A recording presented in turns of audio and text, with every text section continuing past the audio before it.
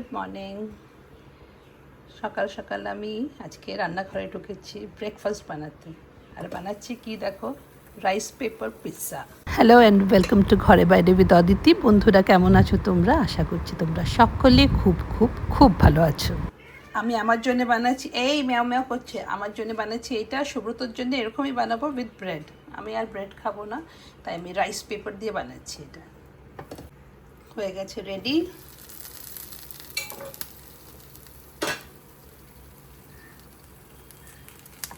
দেখো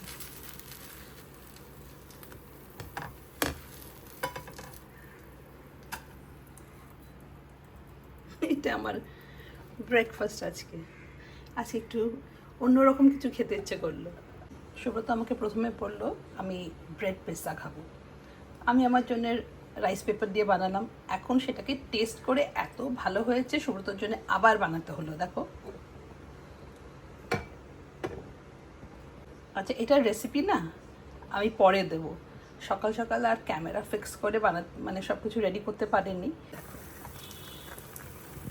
মজারেলা চিজটা পুরো মেল্ট করে গেছে, অ্যান্ড নিচের থেকে it is becoming crispy, it is so tasty. আর একটু থাকলে আর একটু ক্রিস্পি হয়ে যাবে। তোমাদের ডেফিনেটলি এই রেসিপিটা দেবো, এত ইজি সকাল সকাল বানানোর জন্য, ইটস রিয়েলি গুড। আর যাদের ছোট্ট বাচ্চা আছে, হ্যাঁ, তাদের জন্য তো এটা like this is the better option. মানে এটা রাইস পেপার তো, this definitely a better option. দুপুরবেলায় স্নান সেরে আগে একটু সেজে নিলাম। না ভেবো না কোথাও যাচ্ছি, বাড়িতেই আছি। এই গরমে একবার যদি টিভি চালিয়ে গরমে শুয়ে পড়ি, তাহলে আর কোনো কাজই হবে না। ফেসবুক থেকে একটা রেসিপি আমার ভীষণ পছন্দ হয়েছিল, দেখলাম খুবই ইজি, আর সেটা কিন্তু এর মধ্যেই আমি ট্রাইও করেছি। সবাই এত পছন্দ করেছিল, ভাবলাম বানিয়ে ঠান্ডা করতে রেখে দিই, কালকে যখন যোগাতে যাব নিয়ে যাব। আমাদের পোস্ট যোগা যেই আড্ডা সেশনটা হয়, সেখানে অনেকেই অনেক কিছু বানিয়ে আনে। যেহেতু এটার মধ্যে একটু নতুনত্ব আছে, ভাবলাম এটাই নিয়ে যাই। তাই প্রথমেই ইন্ডাকশানে দুধটা বসিয়ে দিলাম, আর তার মধ্যে দিলাম একটু এলাচ গুঁড়ো। দেওয়ার কথা একটু কেসার, কিন্তু আমার কাছে কেসার তো নেই, তাই একটু ফুড কালার ইউজ করলাম। ম্যাঙ্গো রসমালাই যখন একটু ইয়েলোইশ কালার না হলে কিন্তু ভালো লাগবে না, তোমরা কেসারই ইউজ করো। সুব্রতকে ডেকে নিয়ে এসেছি, আমি বলেছি তুমি ক্যামেরা ধরো। এক হাতে ক্যামেরা ধরে আমি আর পারছি না কিছু দেখাতে। ধরো,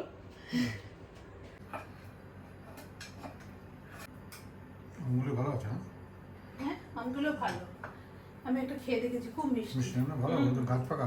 যেহেতু আমটা খুবই মিষ্টি, তাই খুবই অল্প চিনি, একদম না দিলেও চলে, আর দিলে খুবই অল্প। আমি ওটাই বলছিলাম, মানে ন্যাচারালি সুইট। আর এর সঙ্গে দেবো পনির,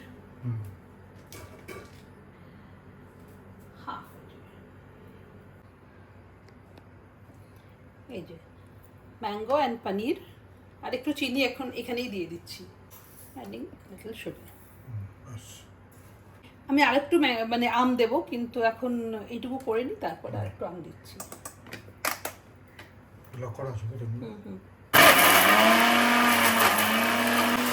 কিছুটা পাল্প যাবে রসমালাইতে, তো ওর জন্য একটু তুলে রাখছি।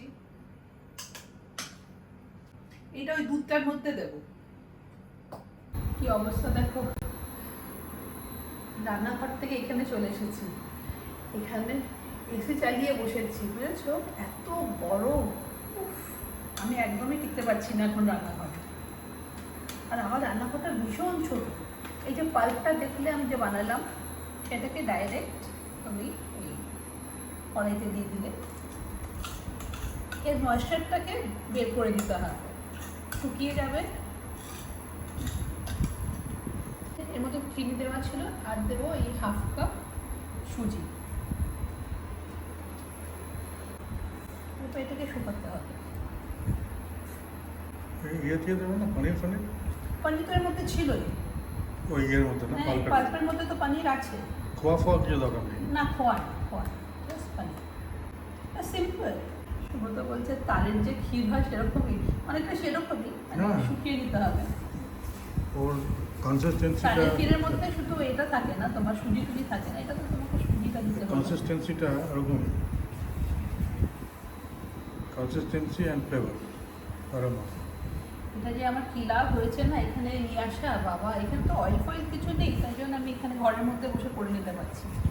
কোনো তেলওয়ালা জিনিস করলে ঘরের ভিতরে করা যায় না, দুধ ফুটিয়ে নেওয়া এগুলো করা যায়।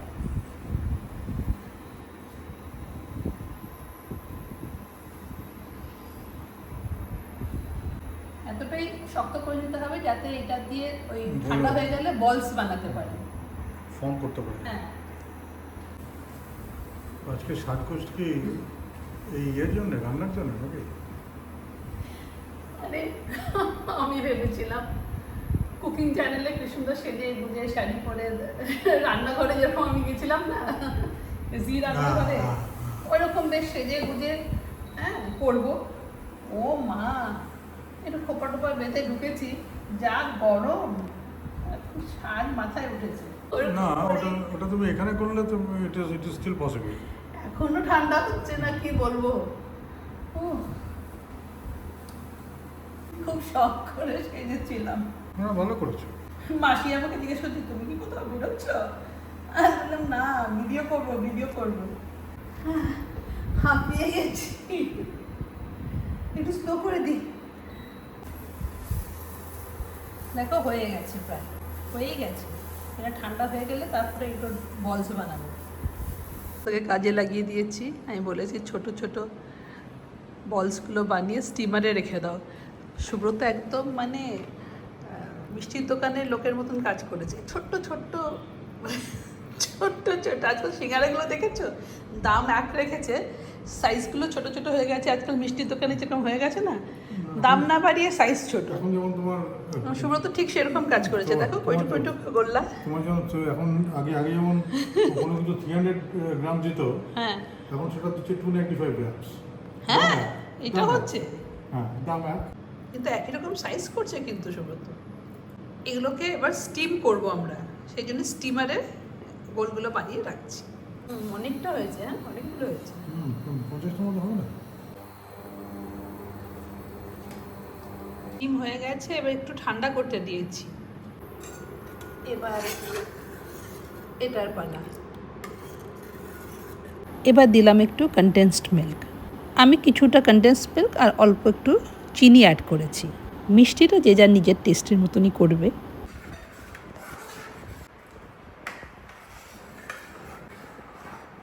ওটা কি দিচ্ছ? এটা হচ্ছে ওই যে ম্যাঙ্গো পাল্পটা যেটা কুড়িয়েছিলাম, হ্যাঁ, লেগেছিল তো তার মধ্যে একটু দুধ দিয়ে ও। এটাকে দিচ্ছি, কারণ এটার মধ্যে একটু ম্যাঙ্গো পাল্প এমনিতেও দিতে হবে। আমি একটু তুলে রেখেছিলাম, সেটাও অ্যাড করবো। ওই এটাও দিয়ে দিলাম যেগুলি পিসগুলি দেবে? পিসগুলো লাস্টে। এটা জাস্ট ওই যে বানিয়েছিলাম না যে পাল্পটা, হ্যাঁ, সেইটার থেকে একটু তুলে বাহ, রেখেছি। এটা পুরোপুরি ওই যে ম্যাঙ্গো। ওখানে আছে, এত দাও। হ্যাঁ, এটা পুরোপুরি ম্যাঙ্গো। হ্যাঁ, এটা fully mango, Fantastic. Fresh mango. এই যে পাল্পটা একটু তুলে রেখেছিলাম। বাহ। ওই পিসগুলি আর দেবে না? পিসগুলো তুমি ডেকোরেশনের জন্য লাস্টে দিতে পারো, দিতেও পারো নাও দিতে পারো। ডেকোরেশনে কোনো লাভ নেই। না লাগবে, তাতে ফ্রেশ খাওয়া ভালো। এই যে দিয়ে দিলাম পাল্পটা। এটা সব থেকে ভালো লাগছে যে mango we are putting it to good use. আর ম্যাঙ্গো সিজনের একটা বেশ ভালো রেসিপি পেয়েছি। হ্যাঁ, নভেল একটা আইটেম। আমি যার থেকে আম আনি ও জিজ্ঞেস করে দাদা কেমন ছিল আম। বাবু তুমি কেন এসছো, গরম টরম কিছু না লাগে তোমার এখানটা? ঠিক সব কিছু দেখা দরকার। ওর দেখো এখানে পিছনে পাশে এসে বসে আছে। আয়ো ঘুম হয়ে গেছে। মাঙ্গা। আর তোমার সব থেকে ভালো হয়েছে যে এই সেটিংটা, এসি চলছে, চেয়ারে বসে একসাথে এবার করছো। এখানে না যে রেসিপিগুলোতে বেশি তেল নুন দিতে হচ্ছে না, তেল টেল দিয়ে ভাজা টাজা করা যাবে না এখানে, পুরো আমার দেওয়াল এয়ার ফ্রাই করো। ফাইনালি স্টিম ম্যাঙ্গো বলসগুলো দুধে ফুটিয়ে নিলাম, তারপর ঠান্ডা করে ফ্রিজে ঢুকিয়ে দিয়েছি। ছাদে চলে এসেছি মায়াকে নিয়ে, আর সুব্রত এখন গেছে কফি আনতে। মিঠু নেই তো, চা বানাবার লোক নেই, তাই সুব্রত ব্ল্যাক কফি নিয়ে আসছে। সত্যি এই গরমে না আমার দাঁড়িয়ে দাঁড়িয়ে আর চা বানাতে ইচ্ছে করছে না। আমি একবার বললাম যে ছাদে চা বানাই, এখানে আমি সব কিছু রেডি করে রেখেছি, কিন্তু ইচ্ছে করছে না। ছাদেও বেশ গরম, কিন্তু হাওয়া দিচ্ছে। মায়ো ও ছোনা কোথায় যাও? এই যে কফি নিয়ে এসেছে সুব্রত।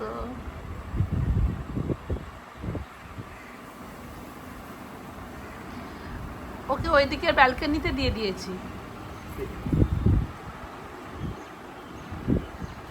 লাইটটা জ্বালাবো, একটু পরে জ্বালাবো, তাই তো?